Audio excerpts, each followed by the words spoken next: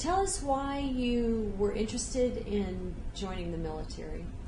I truthfully don't know exactly, but I just finished nurses training, and it seemed to be the thing to do, you know. And I wanted to, you know, it was just the thing to do. Right. Was it, did you know anybody else? No, didn't know a soul, because, well, I don't know when the Pacific was exactly, but they, I think it was December 7th, wasn't it? So I was in pediatric training, and it was really upset when it happened. So when I finished, I just wanted to join. And where were you assigned? First, I went to Hammerfield in California, in Fresno, for basic training, and I went to Hamilton Field in San Francisco. It's by San Mateo. And then I got to go to Air Evac in Bowman Field, Kentucky. Anytime you want to jump in, ask any. Well, I did have this question. Go ahead and look over here to Patty, so we're looking at the same spot. But you know, before Pearl Harbor, were there any movies or any women that were like kind of role models that not a soul, not a soul. Unbelievable, but not a soul. When you look back on that, isn't that kind of amazing that? Well, I believe you're kind of led. I don't know, but I think you're inspired, or whatever you call it, to go certain places at certain times. What was the most challenging aspect of your military service? Well, I would say it was the most depressing was seeing the GIs come home all beat up. It wasn't pleasant, but they were brave. And at our time, we carried morphine. Nobody stole any drugs. It was really marvelous. Well, how old were you at this time? 22, I think I was. Did you just administer aid and medication, or did you give them kindness as well? Oh, we gave them kindness as well. I mean, we talked to them, and we were with them, you know, for several hours, and they treated us sort of like sisters, you know, or mothers. I don't know which it was. But no, they depended on us completely, and they were very appreciative. When you, I want to clarify one thing. Vernall, when you were saying you were with them for hours, based on your prior answer, it made me believe that you were part of transporting them. We were. Okay, was that by plane, by boat, by train? By plane. We were Air Evac.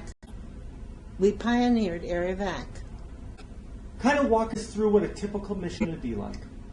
Well, we would deadhead to places like Guam and Saipan, and from there we would go to places like Okinawa and Iwo and pick up the wounded, bring them back to Guam or Saipan.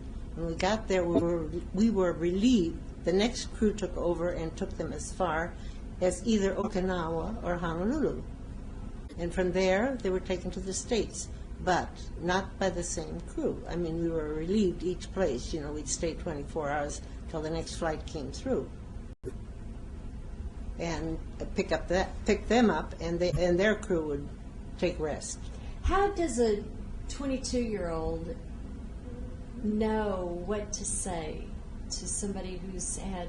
It wasn't easy. I tell you, it was not easy. Did you? Just sort of go off the good old feminine, you know, instinct of I'm in this situation, I need to think of something to say, or did you have a mentor? No. There are certain things that apply to sick people. I mean, you were a nurse first, and you talk to people that are sick, and you know how to talk to sick people. You encourage them, and you try to make believe that everything's going to be all right. Sometimes you know it isn't, and you just talk about their families, whatever they wanted to talk about. You don't have to worry about what to say because they always give you a lead. Do you give them hope? Oh, absolutely. Tell me, I'm curious about this. How does a 22-year-old woman, when she's looking at the mangled bodies of young men in war, some of which are going to have a tough battle, if at all, how do you instill hope in these guys? Well, as I say, you don't exactly tell them what's going to happen, but you tell them that everything will be fine. You know, even now, I always tell people, be positive, it's going to work. If you think it's not going to work, it won't work. If you think it's going to work, it will. There's been thousands of books written on that subject. Absolutely. And I believe in it completely. Was there anything common about these young men in terms of, I don't know, what you were hearing or what they were saying to you, what they were asking you, that sort of thing? Well, I don't remember a lot of it after all, 60 years ago. I don't remember, but a lot of them, they were considering their wives and their children. You know, that was a big consideration, coming home all beat up. But fortunately, they weren't all beat up. And they too hadn't had really time to think about it. This was difficult because they were in shock. What would you say is your fondest memory of your experience? Well, I really wouldn't know. We brought home a lot. Well, we brought home some of the Navy. People said the burned, the kamikaze boys were supposed to be brought home by the Navy, but I did bring a load of kamikazes home. And this was tough because they were all burned and they were covered with wax and they smelled, and it was difficult to encourage these people. But fortunately, with the work that you had to do to make them comfortable, it took care of itself. Did you stay in touch with anybody afterwards or hear back from them or have any kind of way that they could correspond with you? No, not most of them. I did hear from a few, but I'm not really a good correspondent. And the ones I did hear from were, young and depressed, a little bit on the mental side, I'd say.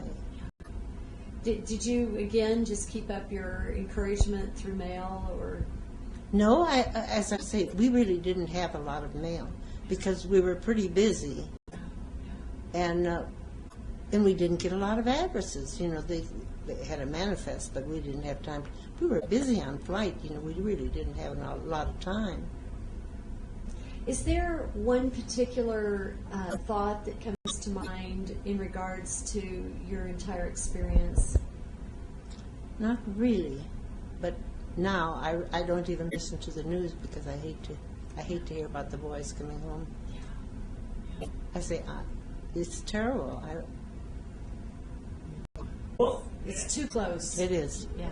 Everyone talks about the boys and what they went through, but these days we would identify it as the possibility of nurses like you and other combat nurses having secondary post-traumatic stress disorder, just being traumatized by what you had to do. Did you ever give any thought to that? Never, and I haven't since, and I think it's inexcusable. I really do. I mean, do your job and do it nicely and well. Don't feel sorry for yourself, and don't identify too much with the sick and wounded. Well, the next question is, what is one thing you would want to share with today's military nurses? But maybe you just said it, huh? Just do your job. We weren't afraid. We just went ahead and did our work. And do a good job, because if you do a lousy job, it's not satisfactory at all. Did you have, Karen, did you think anything along this, if anybody wants to throw in? Karen's got a question, I can tell. Karen's got a question, I can tell. Did you work anything besides Aerovac? Did you work at a hospital at any point? Well, we did, before we went overseas, we did work at the hospital. And it wasn't military. When we were in Kentucky, it was right before all of the invasions, and they didn't quite know where to send us, so we worked at domestic hospitals, or United States, and helped out, because everybody was short of nurses. So we went into the local hospitals, gave them the baths, and did all those things. So that was very interesting. Was it harder to get your nursing degree back then than it is now? I don't think so. I have no idea how hard it is now. Yeah, I was thinking of Anne. She would always say it was so much harder back then. We had a friend who passed away who was a British nurse, and she swore that it was so much harder in the old days than it was these days. Well, and it may have been in England. It could have been. been. Part of it, too. But the work was harder because you didn't have the facilities you have now. You know, you have wheelchairs and you have lifting, you can lift people and do various things. We didn't have that. Yeah. And some of the things like suction machines. Oh, we had to do a lot of things by hand. You were talking about there was a lot of do-it-yourself going on in those days. That's right. When we worked in surgery, for instance, we washed the gloves. We didn't throw them away. We washed them, tested them, and patched them, and then put them in the autoclave. We did our own dressings. We'd make our own 4x4s. I can't even remember where we got the gauze, but we did. We did an awful lot ourselves. How was the morale among the nursing corps back in those days? Well, pretty good. We didn't seem to have any problem. Sometimes we were a little hungry. We didn't get, the food we liked. I mean, we'd get sea rations sometimes, not too often. But the Navy always was around, and they had much better food than we did. Well, did you guys get combat pay because you're in a combat zone? No, we didn't get combat pay. And we didn't get dependent pay either. We couldn't have any dependents, and if you did, you wouldn't get paid for them. So, no, we just got a flat salary. Can you call your congressman now? Put in a claim for... Well, I'm in New York, and I hate to call my congressman. Too many people for one guy.